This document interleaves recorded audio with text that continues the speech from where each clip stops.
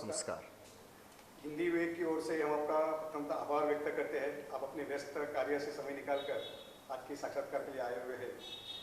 हिंदी विवेक मासिक पत्रिका के माध्यम से राष्ट्र मंदिर राष्ट्र ऊर्जा के केंद्र यह ग्रंथ प्रकाशित हो रहा है। उस ग्रंथ के प्रथम प्रश्न की ओर जाते हुए मैं आपको पूछना चाहता हूँ कि भारतीय व्यवहार में, आचार में, विचार में मंदिरों का बहुत बड़ा स्थान है। मंदिर इस विषय पर आपके विचार स्पष्ट कीजिए। देखिए, अपने समाज का वह एक बहुत महत्व का शक्ति केंद्र है और मंदिरों के माध्यम से, जैसा कि हम देखते हैं कई बार कि इतिहास में भी इसके बहुत प्रसंग है कि मंदिरों के माध्यम से समाज के सेवा के, शिक्षा के, समाज के सहयोग के अनेक प्रकल्प हाथ में लिए जाते थे। तो इस दृष्टि से वहाँ पे व्यायामशाला होती थी, वहाँ पर धर्मशाला होती थी, वहाँ पर विद्यालय होते थे, वहाँ पर व्यायामशालाएँ होती थी। तो इस दृष्टि से पहले मंदिरों का महत्व यह हमारे संस्कृति में रहा है और इसलिए यह, और फिर अपनी उपासना के दृष्टि से, क्योंकि जो भी दैवत है वो दैवत वहाँ पर विग्रह करके विद्यमान है, तो इसलिए उपासना का, तपस्या का ऐसा भी यह स्थल रहा है। तो सभी दृष्टि से जीवन के केंद्र में, समाज जीवन के केंद्र में मंदिर पहले से रहता आया। और दुर्भाग्य से इसीलिए जब भारत के ऊपर आक्रमण हुए पूर्ण 1000-1500 साल में, तो आक्रमण का एक बहुत महत्व का बिंदु यह मंदिर रहा है।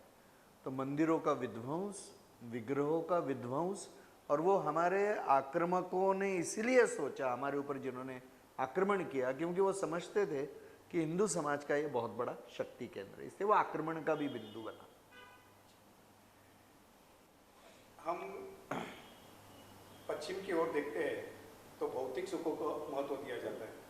भारत की सनातन परंपरा में हम देखते हैं तो आध्यात्मिक सुखों को अत्यंत महत्वपूर्ण रूप में देखा जाता है। भारत के जो आध्यात्मिक जागरण का विषय जो है, उसमें मंदिरों की भूमिका किस प्रकार से है? देखिए, हिंदू संस्कृति ही एक ऐसी संस्कृति है कि जिसमें मनुष्य का अंतिम लक्ष्य या सर्वोच्च लक्ष्य यह आत्मदर्शन यह रखा गया है और इसलिए यह एक अध्यात्मनिष्ठ ऐसी संस्कृति है, धर्मप्राण ऐसी संस्कृति है और व्यक्ति और समाज भी धर्मप्राण है। और इसलिए आध्यात्मिकता को आधार लेकर ही हमारे यहाँ पर सभी लोग चले हैं। विश्व की अन्य संस्कृतियों में आत्मदर्शन यह मुख्य ध्येय मनुष्य जन्म का नहीं है, ये एक बहुत बड़ा अंतर है।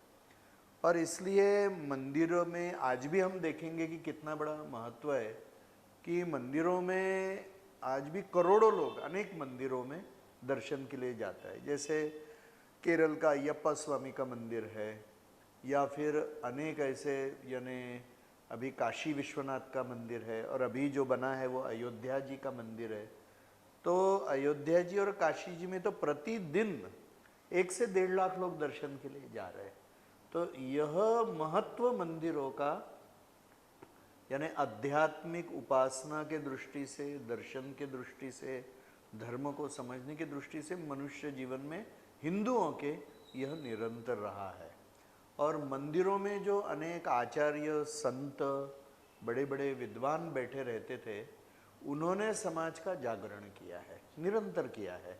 यानी जब भी आवश्यकता हुई आध्यात्मिक दृष्टि से भी किया, और क्योंकि वो समाज के जागरण के केंद्र थे तो उसके लिए भी किया है। विशाल हिंदू समाज के उत्थान में मंदिरों का योगदान बहुत बड़ा रहा है, लेकिन हिंदू समाज के सत्ता केंद्रों पर लगातार आघात हो रहे हैं। ऐसे समय में, वर्तमान काल में मंदिरों की भूमिका आपको किस प्रकार से अपेक्षित है? ऐसा है, मुझे लगता है कि इस आक्रमण के कालखंड में जैसे समाज की अनेक व्यवस्थाएं नष्ट भी हुई, भ्रष्ट भी हुई, उनकी हानि भी हुई, तो इस कारण से मंदिर व्यवस्था के ऊपर भी बहुत बड़ा आघात हुआ है। और इस 1000-1500 साल में ऐसा होने के कारण से मंदिरों की भूमिकाओं में भी अंतर आ गया। आज हम देखेंगे तो हमारे मंदिरों को सब जगह पर अधिक समाजाभिमुख बनने की आवश्यकता है। जो भूमिका मंदिरों की पहले थी, जैसे कि ब्रिटिशों के रिपोर्ट्स में 17वें और 16वें शताब्दी में जो ब्रिटिश व्यापार करने के लिए ईस्ट इंडिया कंपनी के माध्यम से आए, उन्होंने भी जो रिपोर्ट्स भेजे तो उसमें कहा कि मंदिर ये विद्या के भी केंद्र थे। संपूर्ण समाज को विद्यादान करने का काम मंदिरों के माध्यम से, गुरुकुलों के माध्यम से होता था। अभी वो भूमिका आज इतनी दिखाई नहीं देती है। या फिर मंदिरों के माध्यम से सेवा कार्य, व्यायामशालाएं, ये जो चित्र हम देखते हैं, जैसे समर्थ रामदास स्वामी जी ने भी हनुमान जी का मंदिर, शक्ति की उपासना, व्यायामशालाएं, ये छत्रपति शिवाजी महाराज जी के कालखंड में ही यह एक प्रक्रिया बनाई। वहाँ रहने वाले महंत, इनकी भूमिका समाज के जागरण में, जानकारी एकत्र करने में भी थी। तो यह भूमिका जैसे पूर्व काल से अपने को दिखाई देती है, ऐसी भूमिका आज नहीं दिखाई देती है। तो समाज के जागरण का केंद्र, समाज के शक्ति का केंद्र, ऐसे हमारे मंदिरों की पुनः भूमिका यह बननी चाहिए। उन्होंने आज समाजाभिमुख बनना चाहिए और धर्म के प्रचार का केंद्र बनना चाहिए। आज दर्शन के केंद्र तो जरूर है, आस्था के केंद्र भी है, मगर स्वयं होकर मंदिर हमारे बाहर जाकर मंदिर के माध्यम से धर्म प्रचार कर रहे, ऐसा चित्र अभी नहीं दिख रहा है। तो धर्म प्रचार और समाज जागरण, ये दोनों दृष्टि से अभी उनको पुनः अपना स्थान बनाना होगा, यह आज के काल में मुझे लगता है। मंदिरों की जी जो परंपरा भारतीय समाज पर है, जो एक सकारात्मक परिणाम भारतीय समाज पर है, इन सारी बातों को देश पर आक्रमण करने वाले आक्रांताओं ने समझ लिया और उन्होंने समय समय पर निरंतर मंदिरों की जो व्यवस्था है उसे नष्ट और भ्रष्ट करने का प्रयास किया था। ये स्वतंत्रता पहले की बात है, लेकिन स्वतंत्रता के बाद भी हमारे शासक उस बात को क्यों समझ नहीं पाए? ऐसा है कि भारत ने जब राजनीतिक स्वाधीनता प्राप्त की, मैं एकदम स्वतंत्रता उस अर्थ में नहीं कहूँगा, क्योंकि स्वतंत्रता में स्व का तंत्र भी आता है।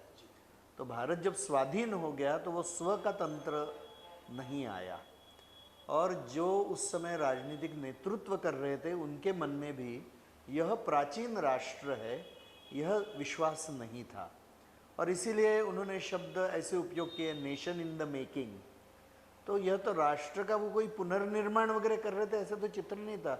यह तो अनादिकाल से चलता आया हुआ राष्ट्र है, एक अव्याहत प्रवाह है गंगा जी जैसा, कि जो चल ही रहा है सदियों से और हजारों लाखों वर्ष से चल रहा है। इसके ऊपर ही उनका विश्वास नहीं था, और इसलिए जो दिशा भारत के राजनीतिक नेतृत्व ने भारत के लिए ली, वह दिशा उस आस्था के लिए प्रामाणिक नहीं थी कि जो हमारा स्वरूप है, क्योंकि उस स्वरूप में उनका विश्वास नहीं था। और दुर्भाग्य से भारत के प्रथम शिक्षा मंत्री भी यह मुसलमान बने, जिनकी यहाँ की श्रद्धा, आस्था, धर्म में ही विश्वास नहीं था।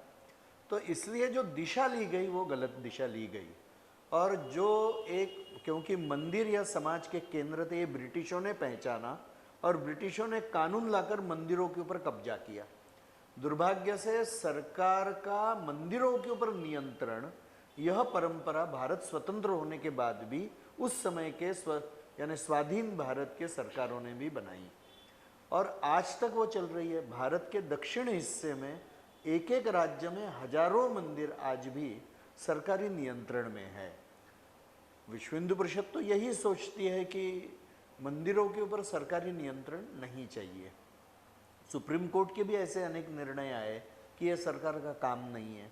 कोई समस्या होगी तो एक सीमित समय के लिए समस्या का हल करने के लिए तो यह उनका आदेश है, मगर आज ऐसा चित्र नहीं है। आज जो एक वो जैसा ब्रिटिशों ने उसके तरफ देखा, वैसे ही भी आज की सरकारें यह उसको एक आय का मार्ग, और दूसरी बात कि जिनको वो सरकारों में या अन्य जगहों पर महत्व के पद नहीं दे सकते, तो उनको रखने का एक स्थान करके भी मंदिरों की तरफ देखा जाता है। तो यह दुर्भाग्यपूर्ण स्थिति आज भी भारत स्वाधीन होने के बाद भी है, जिसके बारे में समाज ने सोचना चाहिए। विश्व हिंदू परिषद के माध्यम से धर्म जागरण और समाज को जागृत करने हेतु अनेक उपक्रम होते हैं। उसमें एक उपक्रम इस प्रकार से है कि मंदिर यह समाज चेतना का केंद्र है। इस ध्यान में लेकर मंदिर में पुरोहित जो पुजारी होते हैं उनके माध्यम से भी समाज के में अनेक बदलाव लाए जा सकते हैं। इसके लिए विष्णु कोश के माध्यम से उपक्रम चलाए जाते हैं। वो उपक्रम क्यों चलाए जाते हैं और उसका परिणाम क्या है समाज में? देखिए, जैसा आपने कहा उससे भी वो व्यापक दृष्टि से हो रहा है। विश्व हिंदू परिषद के कार्य का एक आयाम है कि जिसमें उसको हम मंदिर अर्चक पुरोहित आयाम कहते हैं। तो इसमें दो हिस्से हो गए, मंदिर और अर्चक पुजारी दोनों। तो मंदिरों के दृष्टि से अभी कुछ सुप्रीम कोर्ट के लॉयर्स, वकील, बाद में हाई कोर्ट के रिटायर्ड चीफ जस्टिसेस, कुछ संत, विश्व हिंदू परिषद के कार्यकर्ता, ऐसे सारे लोगों का एक चिंतन करने वाला गट बना हुआ है, थिंक टैंक बनी हुई है। और इसके माध्यम से अभी एक मॉडल बनाया हुआ है कि जो मॉडल को अभी प्रयोग करना आवश्यक है। तो किसी राज्य में छोटे प्रमाण में इसका प्रयोग होगा कि इस सारे मंदिर जो सरकारी नियंत्रण में हैं वो हमारे यानी हिंदू समाज के हाथ में कैसे आ सकते हैं। क्योंकि विश्व हिंदू परिषद की कोई इच्छा नहीं है कि ये सारे मंदिर वो स्वयं चलाए। ये विश्व हिंदू परिषद की इच्छा भी नहीं है, लक्ष्य भी नहीं है। मगर हिंदू समाज ने हिंदू मंदिर चलाने चाहिए, क्योंकि यह एक पक्षपातपूर्ण व्यवहार आज सरकारों के तरफ से हो रहा है। मस्जिद या चर्च के ऊपर सरकारी नियंत्रण नहीं है। केवल और केवल हिंदू बहुल देश होने के बाद भी हिंदुओं के मंदिरों के ऊपर सरकारी नियंत्रण है। तो यह जो एक दोष है वो दूर करने के लिए अभी हमने एक मॉडल बनाया है। उसका प्रयोग कहाँ ना कहाँ निकट भविष्य में होगा। वो उसमें कल्पना ऐसी है कि समाज के सभी वर्गों का मंदिरों के व्यवस्थापन में सहभाग होना चाहिए, मंदिर के संचालन में होना चाहिए। मंदिर की जो संपत्ति है वो चल अचल दोनों प्रकार की संपत्ति, उसके भी निर्णय में समाज के सभी वर्गों का एक सहभाग होना चाहिए। और यदि कोई समस्याएं आती जिसे डिस्प्यूट रिजोल्यूशन का एक मैकेनिज्म, इस अर्थ में भी उसमें एक प्रावधान किया गया है। क्योंकि पुलिस, जज या वकील, इनको आज धर्म शास्त्रों का बहुत सारा ज्ञान नहीं है। तो इस तरह की जो समस्याएं और चुनौतियां आएगी तो उसका भी उत्तर देने की व्यवस्था इस मॉडल में है। और फिर जो मंदिर के सारी संपत्ति है उसके नियोजन का, उसका समाज के उपयोग के लिए यह एक करने का विषय। तो एक बहुत बड़ा विषय है ऐसे मंदिरों के बारे में कि जो सरकारी नियंत्रण में है। मगर आज ऐसी बहुत बड़ी मात्रा में मंदिर की जो सरकारी नियंत्रण में नहीं है। तो विश्व हिंदू परिषद के माध्यम से हर प्रांत में ऐसे मंदिरों के जो ट्रस्टी है इनको एकत्र किया जाता है और उनके सामने ऐसे अनेक मंदिरों का उदाहरण रखा जाता है कि जो समाज सेवा का भी काम कर रहे, धर्म प्रचार का भी काम कर रहे। तो जैसे अनेक लोग अस्पताल चला रहे, अनेक लोग विद्यालय चला रहे, अनेक लोग धर्म के प्रचार के लिए अनेक प्रकार से काम कर रहे हैं। तो ये आदर्श सभी मंदिरों के सामने रखने के बाद में अनेक मंदिरों ने इस तरह की गतिविधियां प्रारंभ की अपने अपने शक्ति के अनुसार। फिर आजकल हर एक कोई नया मंदिर बनाना चाहता है, मगर पुराने मंदिरों की चिंता कौन करेगा। हमारे यहाँ पर ऐसा कहा गया है कि जिसने जिसने मंदिर का निर्माण किया है, यदि उस मंदिर में वो प्राण प्रतिष्ठित यदि मंदिर है, वहाँ का विग्रह, तो वहाँ पर यदि पूजा अर्चन नहीं होगा, भोग नहीं लगेगा, दीपक नहीं लगेगा, तो जिसने जिसने दान किया है वो सभी को पाप लगेगा। तो अभी यह प्रयत्न चल रहा है कि जो बड़े और सक्षम मंदिर है, क्या वो कमज़ोर मंदिरों को गोद ले सकते हैं क्या। उनका जीर्णोद्धार है, उनकी पुताई है, साल में एक बार रंग लगाने का काम है और वहाँ रोज़ जाकर पूजा, भोग, दीपक लगे। तो यह भी एक हम करने का प्रयत्न कर रहे हैं। फिर मंदिरों में जन सुविधाएं होनी चाहिए, भक्तों के आधार के ऊपर मंदिर चलते। चप्पल निकालने का स्थान है क्या, भाई गर्मी में चप्पल निकाल कर चलने के लिए कह रहे तो कोई छाया बनाई है क्या, ज़मीन के ऊपर सफ़ेद रंग लगाया गया है क्या, हाथ पैर धोने की व्यवस्था है क्या, पीने के पानी की व्यवस्था है क्या। ऐसे अनेक प्रकार के जन सुविधाओं का विषय, इसके बारे में मंदिरों ने सोचना चाहिए। नहीं तो अनेक मंदिरों में हम जाएंगे तो आधा दिन लोगों का चप्पल में रहता है, इतनी महंगी महंगी जूते चप्पल लोग पहनते हैं। तो इसकी रख रखाव की व्यवस्था, तो अनेक मंदिरों ने इसमें अच्छा काम किया है। तो वो देखकर ये एक दूसरी बात हम कर रहे हैं। तीसरी बात यह कर रहे हैं कि ऐसे मंदिरों को एकत्र करके हिसाब कैसा रखना, वगैरह वगैरह इसके हम क्लासेस भी ले रहे हैं। फिर मंदिर में जो बहुत लोकप्रिय है वहाँ पर जो अर्पण होता है भगवान को, यानी फूल वगैरह, उसका बाद में क्या करना ये उनको समझ में नहीं आता है, तो वहाँ अपमान भी होता है। तो इस दृष्टि से होने के कारण से, इस कारण से हम लोगों ने अभी निर्माल्य हम जिसको कहते हैं, तो उसका रीप्रोसेसिंग कैसा कर सकते हैं, तो विश्व हिंदू परिषद का जो गोरक्षा विभाग है उसके साथ जोड़कर उस निर्माल्य का परिवर्तन खाद में करना और भक्तों को वही अपने किचन गार्डन या अन्य कामों के लिए देना, तो एक प्रोसेस हो जाता है, तो निर्माल्य का अपमान नहीं होता है। तो मंदिरों के ऐसे व्यवस्थापन के अनेक विषयों में कोई परिवर्तन, तो एक मंदिर करके ऐसे प्रयास अभी देश भर में शुरू है।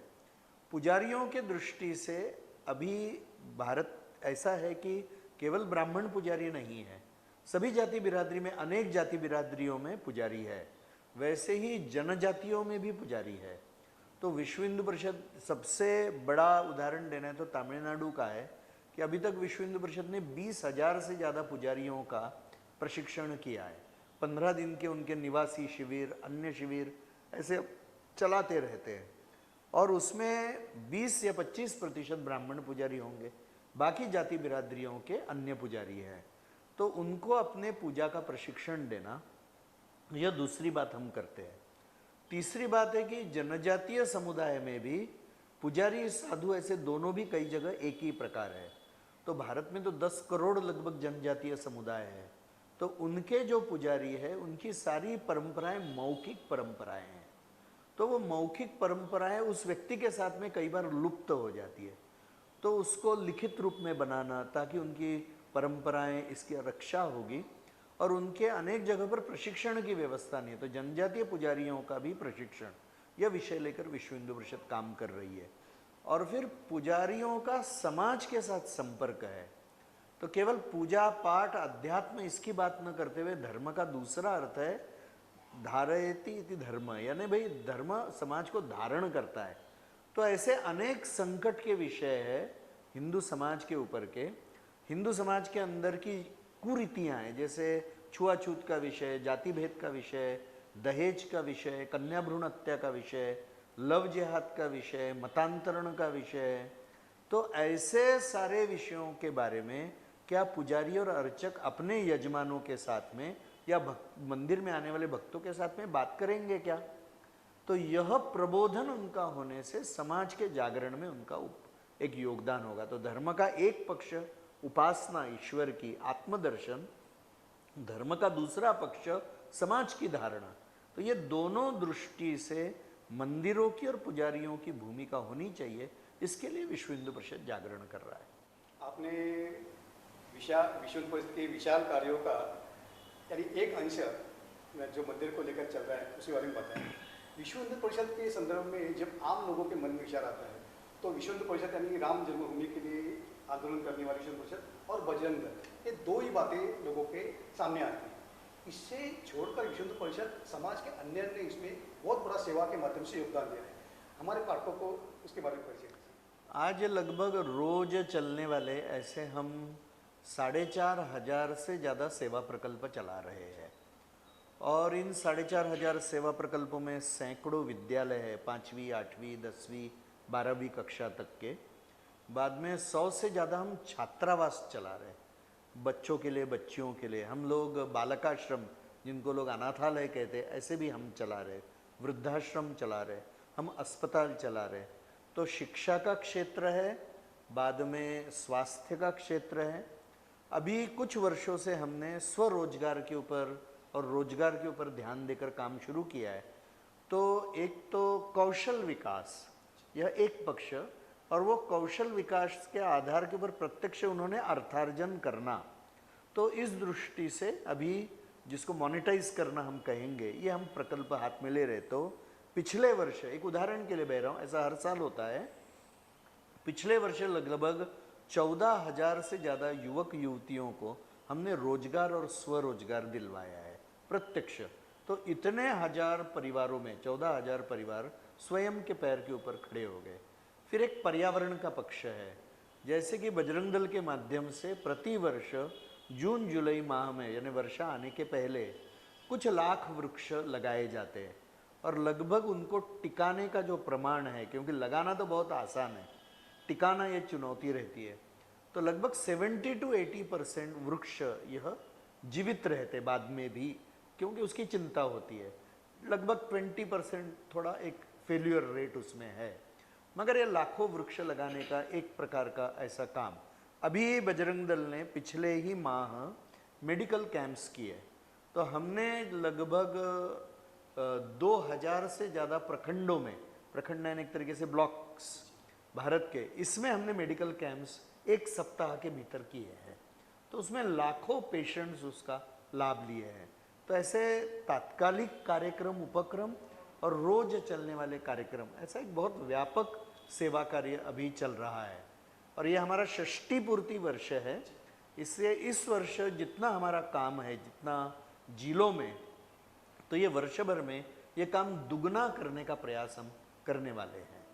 समाज को जागृत रखने के लिए आप जो काम कर रहे हैं वो एक अलौकिक उदाहरण है, लेकिन समाज के जागरण में राजसत्ता का योगदान महत्वपूर्ण है और राजसत्ता धर्म रक्षण एवं संवर्धन में अपना योगदान दे, इसके लिए कौन से प्रयास होने आवश्यक है? देखिए, एक तो धर्म यह विषय विवाद का नहीं होना चाहिए, और राष्ट्र की जब हम बात करते हैं, संस्कृति की जब हम बात करते हैं, तो धर्म, देखिए धर्म के लिए जो अंग्रेजी शब्द है रिलीजन, यह अपूर्ण है उसका विवरण करने के लिए। सेक्युलरिज्म की जो सारी कल्पना है वो रिलीजन और राज्य सत्ता को अलग रखने के लिए है।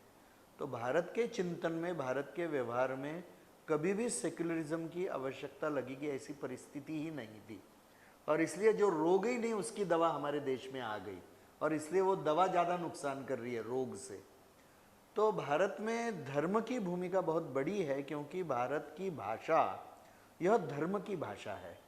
और जैसा मैंने कहा कि धर्म का एक हिस्सा है समाज की धारणा है, उसका उपासना से कोई संबंध नहीं है, बहुत व्यापक अर्थ में, क्योंकि हिंदू संस्कृति का जो आधार हम मानते हैं उसमें कृतज्ञता की भावना, तो मेरे परिवार के प्रति कृतज्ञता, मेरे माता पिता के प्रति कृतज्ञता, तो उनको हमने मातृदेवो पितृदेवो भव कह दिया। समाज ऋण माना, समाज के प्रति कृतज्ञता, तो समाज सेवा हमने श्रेष्ठ, परोपकार को ही धर्म माना हमने। फिर हमारी संपूर्ण संस्कृति पर्यावरण प्रेमी है, लाखों वर्षों से हिंदू संस्कृति चल रही है, किसी को भी ग्लोबल वार्मिंग और क्लाइमेट चेंज और सेव मदर अर्थ कहने की जरूरत नहीं पड़ी, क्योंकि हमारी संस्कृति ही एनवायरमेंटल फ्रेंडली है। और अंत में हम धर्म प्राण इसलिए कि भगवान के प्रति भी कृतज्ञता, इसलिए उसकी भक्ति, यह तो ये चारों रीति से यह जो कृतज्ञता का भाव है, समन्वय का भाव है, ये दोनों हमारी बहुत विशेषता है। तो राजसत्ता क्योंकि नीति निर्धारण करने वाली सत्ता है, और इसीलिए जब ऐसा चिंतन चलता है तो ये चिंतन को पुष्ट करने वाली राजसत्ता चाहिए कभी भी, अन्यथा समाज व्यवस्था स्थिर नहीं चलेगी, क्योंकि अनेक जगह पर दंड शक्ति की भी आवश्यकता है, क्योंकि समाज यह हर तरह के लोगों का बना हुआ है। और इसीलिए संस्कार जिनके कमज़ोर हो जाएंगे, जो जिनके अंदर की आसुरी वृत्ति प्रकट होगी, ऐसा लगता है, तो जैसे संस्कार महत्व के वैसे दंड शक्ति भी महत्व की है। इसलिए राजसत्ता का धर्मनिष्ठ होना महत्व का है। It is not a theocratic state, इसकी बात मैं नहीं कर रहा हूँ। जैसे एखादा देश क्रिश्चियन है या एखादा देश इस्लामिक है, आज की भाषा में घोषणा जैसी थी कि इस्लामिक देश है तो शरीयत लागू होगी, उस अर्थ में मैं बात नहीं कर रहा हूँ, मगर हिंदू चिंतन के आधार को मानने वाली, और इसीलिए भारत के जो प्रथम राजनीतिक सत्ता आई उनकी इसी में विश्वास नहीं था, इस संस्कृति में, इन जीवन मूल्यों में, और इसलिए भारत के विकास की दिशा गड़बड़ा गई। और इसीलिए मुझे लगता है कि राजसत्ता को ये समझना, ये प्राचीन राष्ट्र है ये समझना, यहाँ की संस्कृति प्राचीन है और ये संस्कृति का मूल्य कितना है समाज की धारणा में, ये समझकर व्यवहार करना, कानून बनाना। जैसे मुझे कहने में बिल्कुल संकोच नहीं है कि जिस तरह के कानून आजकल आ रहे हैं, यानी लिव इन रिलेशनशिप, ये तो हमारे चिंतन के एकदम विरुद्ध है। तो कानून भी फिर वैसे आते हैं। हमारे यहाँ तो वैवाहिक जीवन का बहुत बड़ा पावित्र्य है, उसका यानी विवाह संस्था यदि गड़बड़ाएगी तो धर्म गड़बड़ाएगा, समाज व्यवस्था पूरी गड़बड़ा जाएगी। या फिर सेम सेक्स मैरिज के विषय आ रहे, इस तरह के जो विषय आएंगे तो यह विषय तो नैतिकता और मॉरलिटी और सब दृष्टि से समाज में मान्य नहीं है, हमारी परंपरा में ये मान्य नहीं है। हम भले ही उनको यानी क्या कहेंगे, गाली गलौज पब्लिकली नहीं करेंगे, मगर वह एक स्वीकार्य जीवन की पद्धति नहीं है। और इसलिए राजसत्ता महत्व की है, क्योंकि राजसत्ता नीति निर्धारक है। यदि राजसत्ता हिंदुनिष्ठ नहीं रहेगी तो फिर देश का, समाज का, धर्म का, संस्कृति का वो नुकसान करेगी, क्योंकि वो सत्ता है, ताकत है, वो ताकत धर्मनिष्ठ ही होनी चाहिए। और इसलिए नीतियां भी हिंदू हित की चाहिए, क्योंकि हिंदू हित में ही देश हित है, ये मानकर ही विश्व हिंदू परिषद कार्य करती है। डे टू डे राजनीति में हम नहीं जाएंगे, मगर केंद्र और राज्य की राजसत्ता में हिंदू हित का विचार करने वाले ही सत्ता में सतत बैठे, इसके लिए विश्व हिंदू परिषद समाज का निरंतर जागरण करेगा। आजकल धर्म से जुड़े हुए श्रद्धालु जो है वो भीड़ के रूप में दिखाई दे रहे हैं, और उस भीड़ के परिणाम जो है वो भी हाथरस के जैसे इसमें हमें हमारे सामने आ रहे हैं।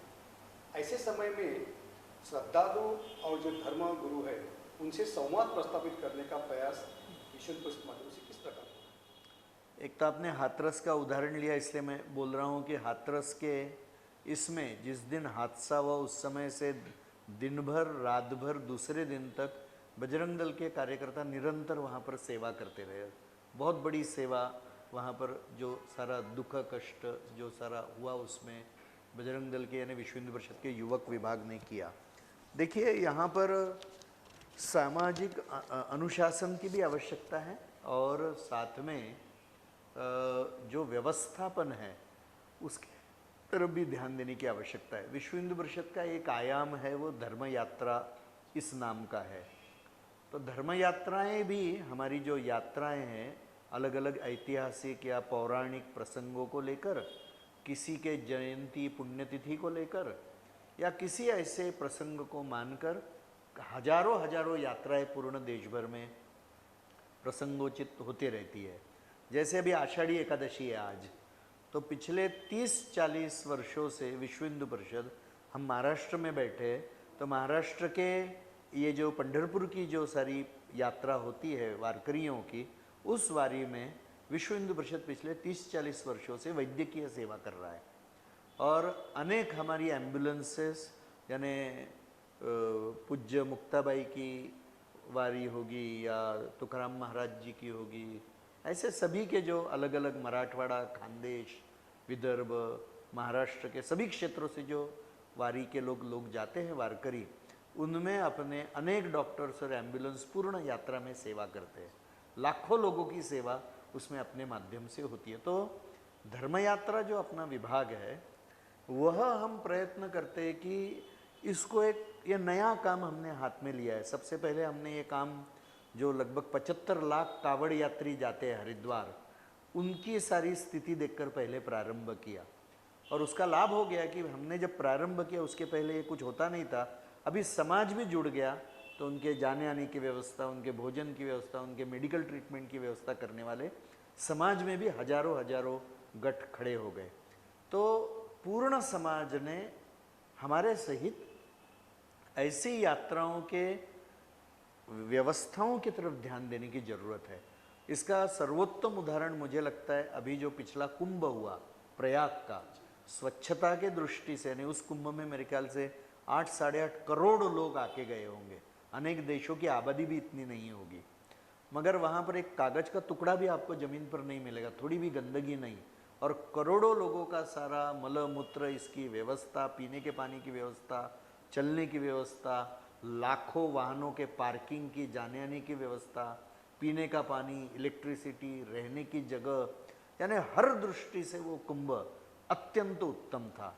तो प्रशासन, सरकार, शासन, प्रशासन, समाज, समाज की अनेक संस्थाएं, साधु संत, ऐसे सब मिलकर इसके बारे में सोचकर व्यवस्था करेंगे तो यह एक बहुत महत्व का अपने समाज का शक्ति केंद्र है कि जो और व्यवस्थित हो जाएगा। सारे शक्ति केंद्र इस 1000-1500 साल में, जैसा मैंने कहा, कि अव्यवस्थित हो गए, इनकी व्यवस्थाएं टूट गई।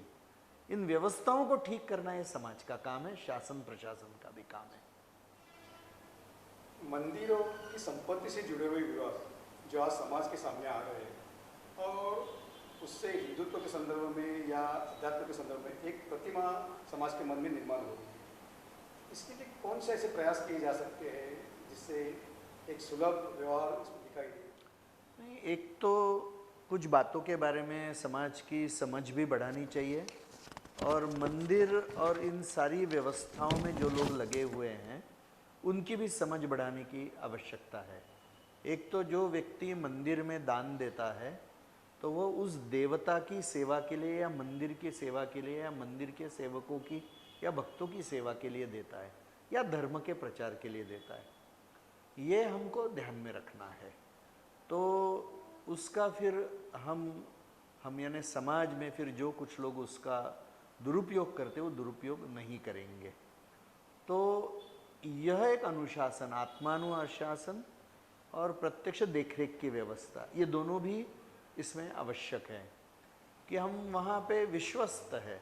तो विश्वस्त इस शब्द का ही अर्थ ट्रस्टीशिप है वो, तो हम मालिक नहीं है, हम उसके ट्रस्टी है। ये भाव विकसित होने की ज़रूरत है। आज हम कहते तो हैं हम ट्रस्टी और विश्वस्त है, मगर कुछ लोगों को वो ठीक से समझ में नहीं आता है अपना दायित्व क्या है। हम मालिक नहीं हैं, हम वहाँ पे सेवक है, उसके विश्वस्त है। तो यह भाव विकसित होगा तो मुझे लगता है मंदिरों के सारे रिसोर्सेस का योग्य उपयोग यह होना प्रारंभ होगा। और समाज में भी आज हम देखेंगे तो अनेक लोगों को जिनका स्वार्थ अधिक जागृत हो गया है वो मंदिरों की भी प्रॉपर्टी हड़पने लगे हैं। इसलिए समाज का भी प्रबोधन आवश्यक है। तो मंदिर के साथ जुड़े हुए भक्त, मंदिर के विश्वस्त पुजारी, यह जो मंदिर का पूरा पारितंत्र है, जो इकोसिस्टम है, यह इकोसिस्टम के प्रबोधन की आवश्यकता है। यह प्रबोधन होगा और फिर योग्य कानून भी आएंगे, क्योंकि कुछ दंड शक्ति की भी आवश्यकता होती ही है, मगर उसका रोल बहुत कम होना चाहिए। समाज का प्रबोधन यह बहुत आवश्यक है और इस पूरे इकोसिस्टम का, पारितंत्र का प्रबोधन और इसके कुछ जीवंत उदाहरण खड़े करने पड़ेंगे कि अच्छा काम कैसा किया जाता है। जो उदाहरण के रूप खड़ा रहेगा तो बाकी लोगों को उससे मार्गदर्शन होगा। एक विषय ऐसा है कि राम मंदिर के निर्माण के बाद जो चुनाव हुए, कुछ हिंदुत्व के विरोधी जो शक्तियां हैं या कोई ये है, उनका जो रूप होता है इससे होता है कि राम मंदिर निर्माण होने के बाद जो परिणाम अपेक्षित थे वो भाजपा को या राजनीतिक शक्ति को मिले नहीं। क्या कारण हो सकता है इसके पीछे? देखिए, भाजपा के लिए तो बोलने के लिए मैं यहाँ बैठा नहीं हूँ, मैं उनका प्रवक्ता भी नहीं हूँ, मेरा वो काम भी नहीं है। मगर कोई कुछ भी कहे तो ये तो कोई यानी नकार नहीं सकता है कि भाजपा तीसरी बार सत्ता में बैठी है।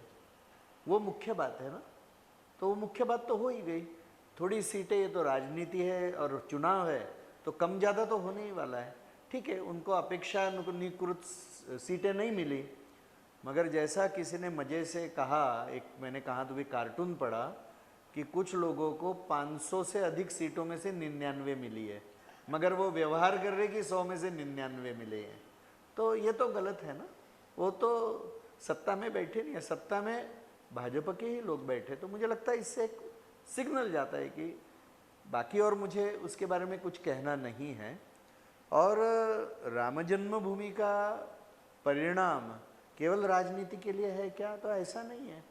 राम जी हमारे राष्ट्र पुरुष है, उनके जीवन में सामाजिक समरसता से परिपूर्ण जीवन है उनका माता शबरी के साथ व्यवहार, उनका निषाद राज के साथ व्यवहार, उनका केवट के साथ व्यवहार, उनका संपूर्ण प्रजा के प्रति एक देखने की दृष्टि, व्यवहार, ये हमारे लिए आदर्श है कि हर हिंदू का जीवन सामाजिक समरसता से परिपूर्ण होना चाहिए।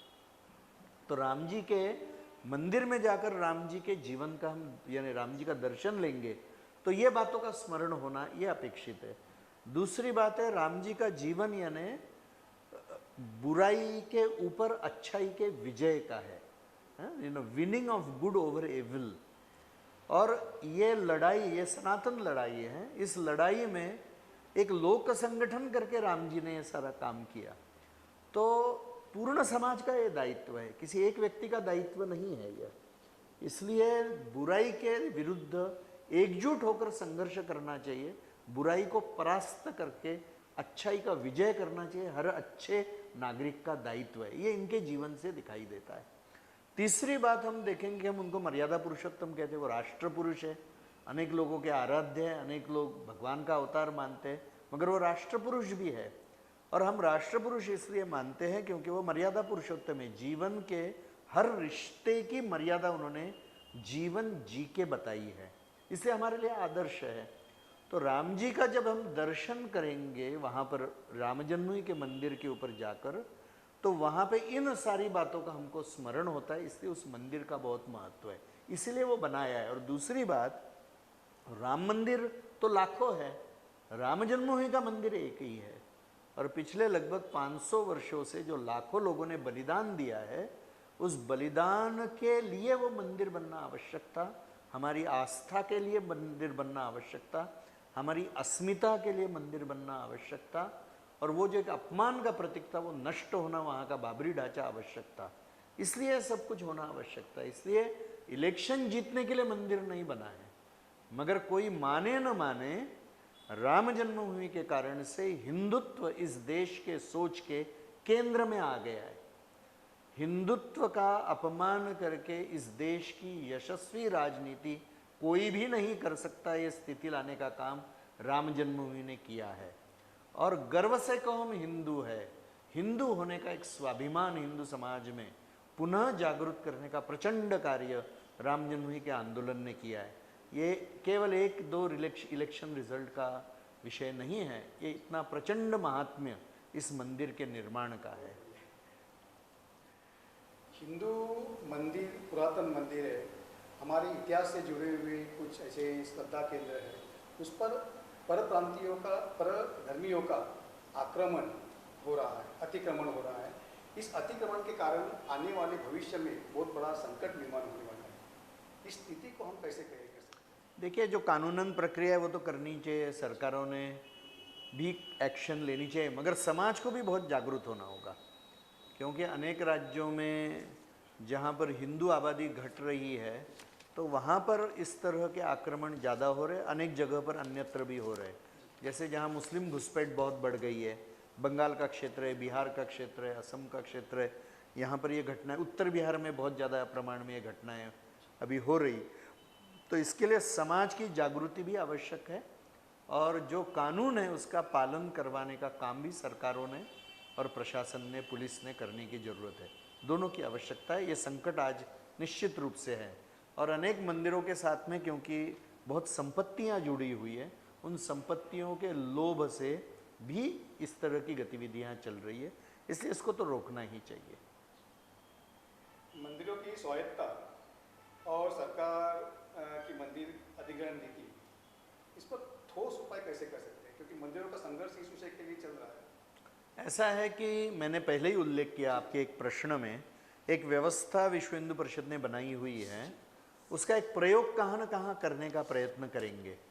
क्योंकि अपने यहाँ पर कहाँ चैरिटी कमिश्नर है, कहाँ धर्मार्थ परिषद है, कहाँ पे कुछ है, कहाँ पे कुछ है, तो ऐसे अलग अलग व्यवस्थाएं अलग अलग राज्यों में हैं। कुछ सुप्रीम कोर्ट में जो निर्णय आए हैं, जैसे कि एक विषय ऐसा आता है कि एक पूजा छोड़कर मंदिर के संबंधित सब कुछ सेक्युलर है। सेक्युलर कहते ही सरकार का हस्तक्षेप उसमें हो सकता है। तो हमारी मान्यता है कि मंदिर की सारी व्यवस्था धार्मिक है, उसमें कुछ सेक्युलर नहीं है। केवल पूजा ये धार्मिक है ऐसा नहीं है, संपूर्ण मंदिर तंत्र ही। तो इस तरह के अनेक विषयों को अभी एड्रेस करने की आवश्यकता है। तो एक कानूनी लड़ाई का पक्ष है, उसमें क्लैरिटी और लाना, योग्य निर्णय आना, इसके लिए प्रयत्न करना। दूसरी बात है कि जो मॉडल की मैंने पहले बात की, तो मॉडल लागू करके उसके आधार के ऊपर सरकारी नियंत्रण से मंदिरों को मुक्त करना, संभवतः इसके लिए कोई आंदोलन की आवश्यकता नहीं पड़ेगी। यदि हम समाज को और सरकारों को समझा सकेंगे तो उस दिशा में जा सकेंगे। बीच में कर्नाटक में शायद भाजपा की जब सत्ता थी पिछली, उन्होंने घोषणा की थी कि हम सारे मंदिर समाज को सौंपना चाह रहे। दुर्भाग्य से वो इलेक्शन जीत नहीं सके अगला, तो विषय वो पिछड़ गया। मगर जिन राज्यों में यदि हम समझा सकते हैं तो वहाँ पर ये एक प्रयोग करके देखना है तो फिर समाज के ध्यान में आएगा, और फिर मंदिरों के संपत्तियों का उपयोग धर्म के प्रचार के लिए, समाज की सेवा के लिए फिर अधिक योग्य ढंग से हो सकेगा। आज का युग जो है वो युवा भारत है। हम कहते हैं कि युवकों का भारत है। युवकों को मंदिर के सकारात्मक कार्य में जोड़ने के लिए कौन से प्रयास विश्व हिंदू परिषद माध्यम से हो रहे हैं? मुझे लगता है कोई बहुत जोड़ने के लिए प्रयास करने की आवश्यकता नहीं है, क्योंकि बहुत बड़े प्रमाण में ऐसा लग रहा है कि जो हमारी युवा पीढ़ी है वह देशभक्त भी अधिकाधिक बनते जा रही है और वो धर्म भक्त भी बनते जा रही है। वो आध्यात्मिकता की ओर भी आकर्षित हो रही है। यानी हम अनेक बड़े बड़े जो संत हैं उनको देखेंगे तो हजारों लाखों की संख्या में युवक उनके साथ भी जुड़े हुए हैं। और आप किसी भी बड़े बड़े मंदिरों में जाइए, आप वैष्णो देवी को जाइए, आप बूढ़ानाथ बाबा अमरनाथ को जाइए, आप अयप्पा स्वामी के मंदिर के लिए जाइए, तिरुपति को दर्शन के लिए जाइए, जहाँ पे लाखों, काशी आप जाइए, अयोध्या, अनेक चारों धाम, 12 ज्योतिर्लिंग, तो तरुण तरुणियों की बहुत बड़ी संख्या वहाँ रहती है। इसलिए कोई संकट का विषय नहीं है। और आज की भाषा में धर्म उनको समझाने की ज़रूरत है, क्योंकि आज केवल किताबों में लिखी हुई भाषा में धर्म हम समझा सकेंगे ऐसा नहीं है। तो अधिक लोग चाहिए कि जो युवाओं की आज की भाषा में हमारा ज्ञान, हमारी परंपराएं, हमारा शास्त्र, हमारा धर्म ये समझा सके, इसकी आवश्यकता है। युवाओं की कमी नहीं है, ऐसा बताने वालों की कमी है। एक पक्ष इस प्रकार से है कि विश्व हिंदू परिषद धर्म की सकारात्मक बातें समाज तक ले जाने का प्रयास कर रहा है, लेकिन राजनीति से जुड़ा हुआ एक वर्ग इस प्रकार से है जो सनातन और हिंदुत्व को गलत ढंग से देश के संसद के माध्यम से ले जाने का प्रयास कर रहा है। तो इस पर आपकी सोच क्या है, आपके विचार क्या है? देखिए, दो प्रकार से हमको सोचना है। विश्व हिंदू परिषद का जन्म जो पूज्य साधु संतों ने किया, उसकी जो स्थापना की विश्व हिंदू परिषद की, उसमें एक पक्ष यह था कि अनेक सामाजिक कुरीतियाँ धर्म के नाम पर चल रही थी। तो वह तो सत्य बात नहीं है, धर्म बुरी बातें नहीं सिखाता है।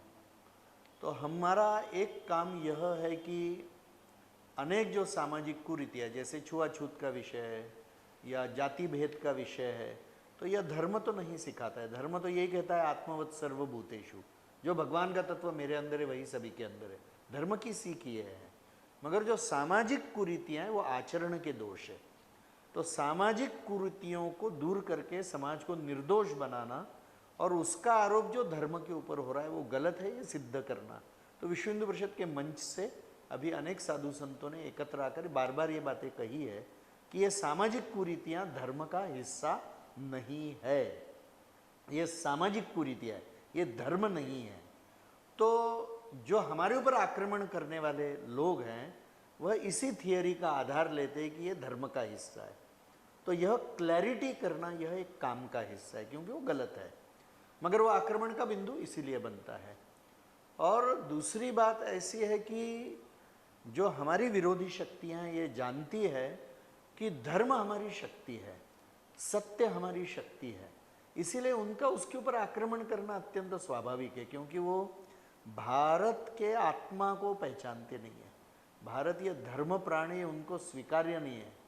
इसलिए ऐसी जो शक्तियां हैं जो भारत में हैं, जो भारत में हिंदू को आगे आने देना नहीं चाहती, भारत के बाहर ऐसी शक्तियां हैं जो विश्व में भारत को आगे आने देना नहीं चाहती।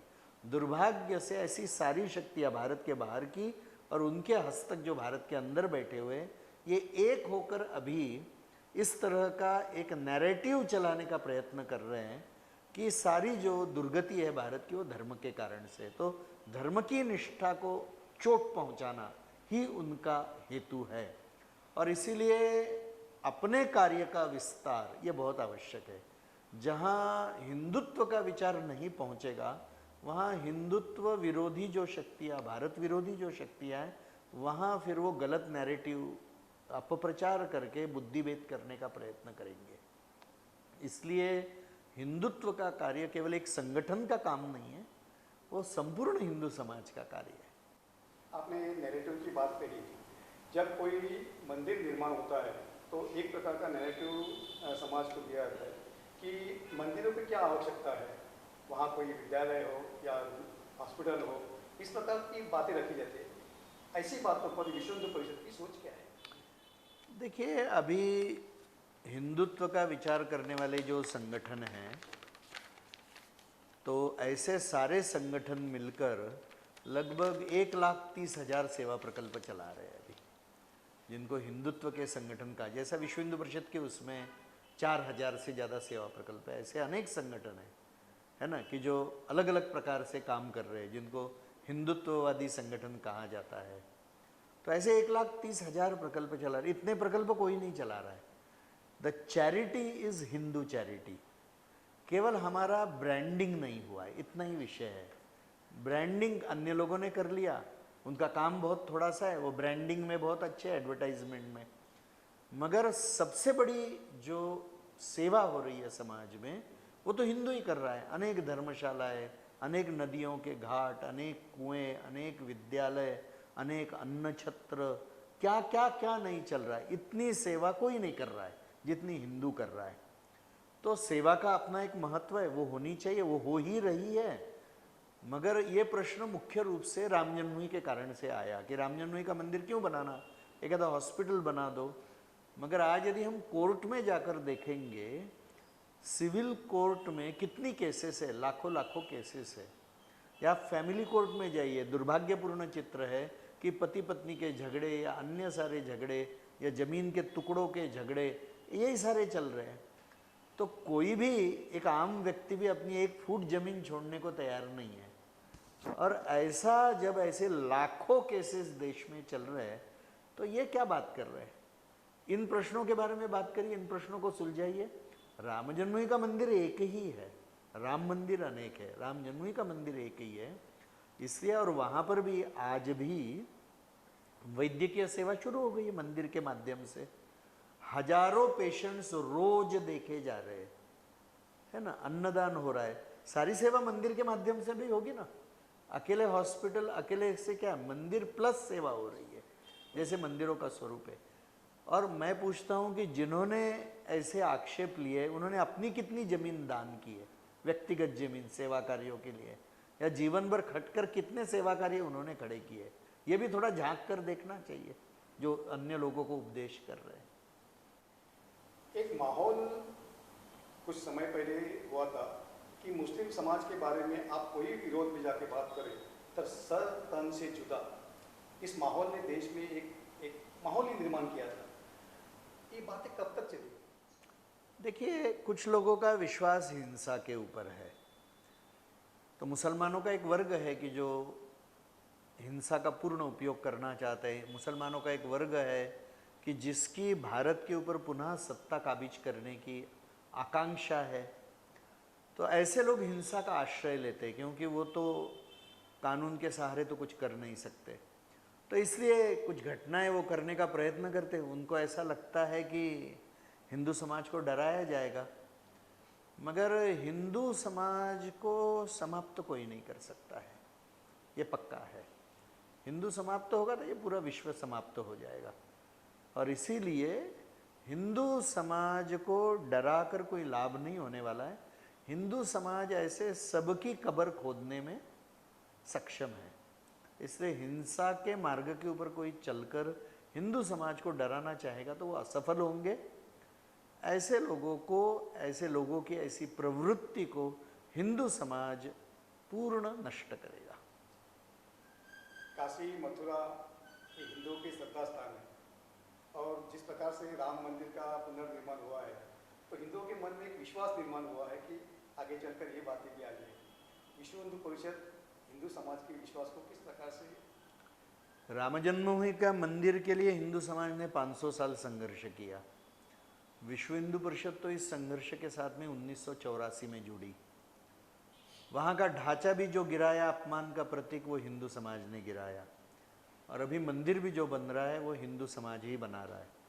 तो हिंदू समाज का संकल्प है कि काशी मथुरा का भी मंदिर हम बनाएंगे। तो मुझे लगता है हिंदू समाज जो भी संकल्प करता है उस संकल्प का बल इतना है कि हिंदू समाज अपना संकल्प पूरा करेगा। मंदिरों के माध्यम से मंदिरों के माध्यम से जो सेवा कार्य होती है, उन सेवा कार्य के बारे में आपके विचार स्पष्ट कीजिए। मुझे लगता है कि धर्म के प्रचार का काम और समाज की सेवा का काम, ये दोनों भी काम मंदिरों के माध्यम से जैसे किसी समय में भारत में चलते थे, वो आज पुनः बड़े प्रमाण में प्रारंभ होने चाहिए। और मुझे लगता है कुछ कुछ मंदिर उसके बारे में सोचकर वह काम कर रहे हैं। यानी आज मतांतरण के काम में चर्च और मस्जिदों का बहुत बड़ी भूमिका है। जो हिंदुओं का मतांतरण, यानी जिसको लोग धर्मांतरण भी कहते हैं, वो मतांतरण है। तो रिलीजियस कन्वर्जन में उनकी बहुत बड़ी भूमिका है। तो हिंदू मंदिरों की भी इस मतांतरण को रोकने में भूमिका चाहिए। तो क्या मंदिर अपने आसपास की बस्तियों को, गरीब बस्तियों को गोद ले सकते हैं क्या? संपन्न मंदिर है वो कुछ गांवों को गोद ले सकते हैं क्या? तो वहाँ पर जाकर धर्म का प्रचार करना। दूसरी बात है कि वहाँ स्वास्थ्य है, शिक्षा है, रोजगार है, व्यायाम का प्रचार है, वगैरह वगैरह, शास्त्रों का प्रचार है, संस्कृत का प्रचार है, गौ सेवा है, वगैरह वगैरह। ऐसे काम वो कर सकते क्या? मुझे पता है कि गुजरात में स्वामीनारायण मंदिर की कुछ शाखाएं हैं कि जिन्होंने अनेक गांवों में चेक डैम्स खड़े करके दिए। ऐसे अनेक मंदिरों ने अपने काम अभी प्रारंभ किए हैं। तो अनेक मंदिर है जो अस्पताल चला रहे, अनेक मंदिर विद्यालय चला रहे। तो यह जो काम है, यह काम हर एक मंदिर में अपने शक्ति के अनुसार यदि किया तो समाज की अनेक समस्याएं समाप्त हो जाएगी। और इसलिए अपने समाज को, हिंदू समाज को, और मंदिरों में लगे हुए जो सारा इकोसिस्टम है, उसके ट्रस्टी, पुजारी, भक्त, ये सभी को इसके बारे में बहुत गंभीरता से सोचना चाहिए। यानी केवल व्यक्तिगत पाप पुण्य के बारे में सोचने से अधिक इस समाज के कल्याण के बारे में भी सोचना। और इसलिए हमारे यहाँ पर जो कहा है कि नर सेवा नारायण सेवा या जनता जनार्दन, ये जो शब्द प्रयोग है वो इसी के लिए है कि ये दिशा दिखाने के लिए कि जैसे आपको यह पूजा भी करनी है, जैसे स्वामी विवेकानंद जी कहते हैं कि दरिद्र नारायण की पूजा करो, है ना, अज्ञानी नारायण की पूजा करो। तो पूजा है ना, उनकी सेवा है। और इसलिए यह जो भाव हमारे व्यवस्था में था ही, और पहले हमारे मंदिरों की वो भूमिका थी, ये आक्रमण के कालखंड में जो नुकसान हो गया, तो इस दिशा में हमारे मंदिरों ने सोचना चाहिए। गौ सेवा का काम है, अनेक प्रकार के काम है, ऐसे सैकड़ों उदाहरण दिए जा सकते हैं। विश्व हिंदू परिषद का भी अनेक संतों के साथ में मिलकर यही प्रयास है कि हमारी यह एक जो शक्ति केंद्र है ये जागृत हो जाए, मंदिर, और वह शक्ति समाज के उत्थान के काम में, धर्म की रक्षा के काम में और अधिक ताकत से, सक्रियता से लगे। इस वर्ष विश्व हिंदू परिषद को 60 साल पूरे हो रहे हैं। इस वर्ष में विश्व हिंदू परिषद के ऐसे कौन से उपक्रम हैं जो समाज तक पहुँचने के लिए आपने बनाए? एक तो जैसा पहले ही उल्लेख किया कि जो सेवा कार्य है वो सेवा कार्य की वृद्धि हो बहुत बड़े प्रमाण में। दूसरी बात है कि जो सामाजिक कुरीतियाँ हैं अपने समाज में, जैसे जाति भेद का विषय है, कन्या भ्रूण हत्या है, दहेज है, दुर्भाग्य से युवकों में अभी नशा का प्रमाण, दारू और ड्रग्स का बढ़ रहा है। तो ऐसे विषय लेकर समाज का प्रबोधन, समाज में प्रत्यक्ष इसको प्रबोधन करके इन कुरीतियों से दूर करना, समाज को अंदर से निर्दोष बनाना, यह हमारे काम का एक बहुत बड़ा फोकस रहेगा, लक्ष्य रहेगा। तीसरी बात है कि हिंदू समाज के ऊपर आक्रमण के विषय, जैसे मतांतरण। तो भारत में हम देखते कि भारत का जो विभाजन हुआ इसीलिए हुआ कि अमुक क्षेत्र में अहिंदुओं की संख्या बढ़ गई और उन्होंने कहा कि हमको स्वतंत्र देश चाहिए, हमारी संस्कृति धर्म सब कुछ अलग है। तो जहाँ हिंदू घट जाता है देश बढ़ जाता है, देश टूट जाता है, यह संकट है। इसलिए अपने धर्म के अनुयायियों की रक्षा यह बहुत महत्व का काम है। तो आज जो धार्मिक यानी जनसंख्या में असंतुलन निर्माण हो रहा है, इसमें 3 महत्व के मुद्दे। एक है मतांतरण, क्योंकि आज क्रिश्चियन मिशनरीज और इस्लाम का एक वर्ग बहुत बड़े प्रमाण में, इस्लाम का वर्ग लव जिहाद के माध्यम से कर रहा है। क्योंकि अभी पिछले साल पार्लियामेंट में जो रिपोर्ट दिया गया कि भारत में पिछले 2.5 वर्ष में कितनी महिलाएं मिसिंग हो गई, तो आंकड़ा 13 लाख है। तो 2.5 वर्ष में 13 लाख महिलाएं मिसिंग हो गई।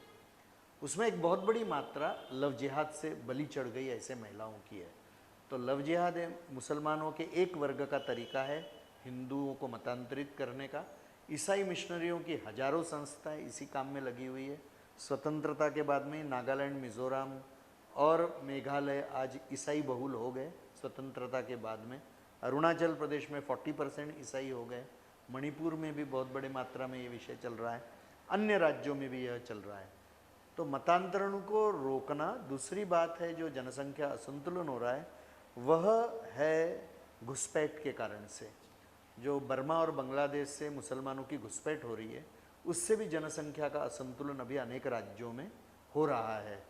और क्योंकि इनको झूठे कागजात भी कुछ स्वार्थी राजनीतिज्ञों के माध्यम से, स्वार्थी लोग जो प्रशासन में बैठे उनके माध्यम से दिए जा रहे, तो जिनका इस संविधान में भारत के विश्वास नहीं है, भारत के ऊपर ही जिनकी श्रद्धा नहीं है, ऐसे लोग मतदार बनकर आज ये लोकतंत्र है तो इसको वो प्रभावित कर रहे हैं। तो ये घुसपैठ को रोकने के लिए जो आवश्यक है वो करने का प्रयत्न करना। और तीसरा बहुत महत्व का कारण है कि जिसकी बहुत बड़ी चर्चा हिंदू समाज में होनी चाहिए, वह हिंदुओं का फर्टिलिटी रेट, जन्म दर। आज एक शास्त्रीय अंक है कि 2.1 यह फर्टिलिटी रेट किसी भी समुदाय का होना चाहिए। यदि 2.1 से फर्टिलिटी रेट कम हो जाता है तो कुछ समय के बाद में वो समाज समाप्त हो जाता है। 2.1 का अर्थ है कि एक परिवार में 2 से ज़्यादा बच्चे यानी कम से कम 3 बच्चे चाहिए। हिंदू समाज को इसके बारे में सोचना ही चाहिए, क्योंकि अभी जो एक रिपोर्ट आया है 2021 के आधार के ऊपर कि भारत का फर्टिलिटी रेट अभी 1.92 है और अभी मुसलमानों की भारत में लगभग 20% लगभग आबादी होगी। तो मुसलमानों का जन्म दर यह 2.3 के आगे पीछे है या उससे भी थोड़ा सा ज़्यादा है।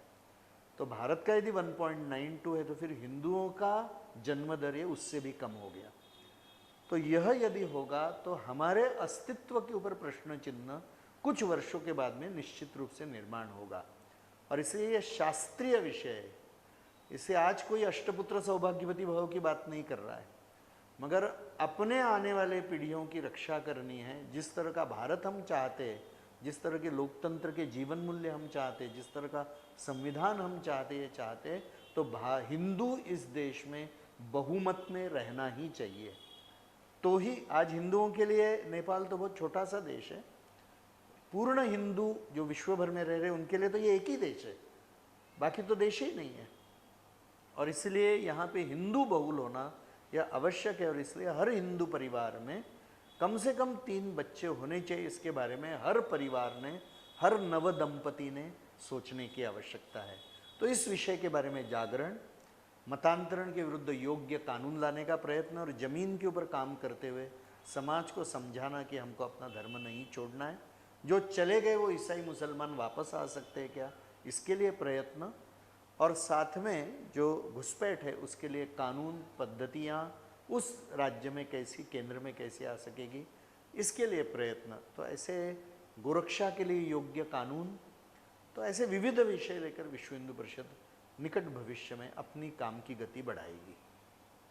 हिंदी विवेक मासिक पत्रिका के माध्यम से जो ग्रंथ प्रकाशित हो रहा है उसका नाम मंदिर राष्ट्र के ऊर्जा केंद्र इस प्रकार से रखा हुआ है। बहुत सुंदर नाम इस है। ग्रंथ के माध्यम से मंदिरों के संचालक और हमारे पाठक उनको आप कौन सा संदेश देना चाहते हैं? एक तो हमारे मंदिर समाजाभिमुख बने, और हमारे मंदिर धर्म के प्रचार के केंद्र बने, इसके लिए संपूर्ण हिंदू समाज ने काम करना चाहिए।